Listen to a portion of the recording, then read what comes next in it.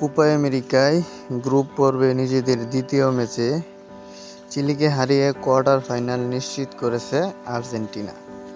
তবে সে ম্যাচ শেষে এক দুঃসংবাদ পেয়েছে তারা। চোটে পড়েছেন অধিনায়ক লিওনেল মেসি। আগে থেকেই গলা ব্যথা ও জ্বরে ভুগছিলেন মেসি। তার সঙ্গে এবার যুক্ত হয়েছে চোট, যার ফলে গ্রুপ পর্বের শেষ ম্যাচে পেরুর বিপক্ষে অনিশ্চিত আর্জেন্টিনার অধিনায়ক। গত বুধবার ২৬শে জুন চিলির বিপক্ষে মাঠে নেমে পায়ে চোট পান মেসি।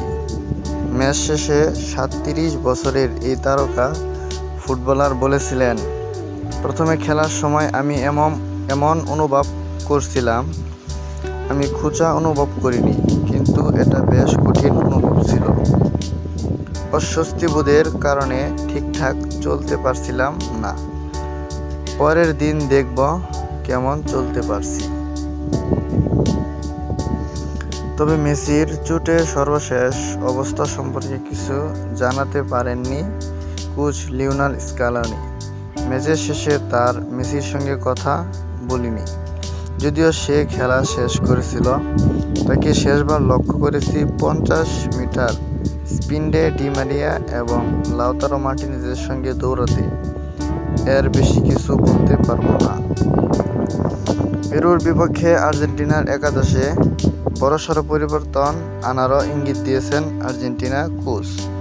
দলের যে সকল খেলোয়াড় আগের দুই ম্যাচে নামার সুযোগ পায়নি, সামনের ম্যাচে তারা সুযোগ পাবে, কারণ তাদের পারফরম্যান্স আমার দেখা প্রয়োজন এবং সেই সুযোগটা তাদেরও পাওয়া দরকার। প্রসঙ্গত, গ্রুপ এতে কানাডা ও চিলির বিপক্ষে দুই ম্যাচে ২ জয় নিয়ে আর্জেন্টিনা পয়েন্ট ৬।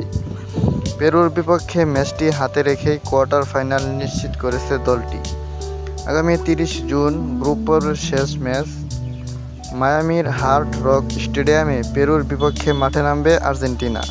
বাংলাদেশ সময় সকাল ৬টায় শুরু হবে ম্যাচ।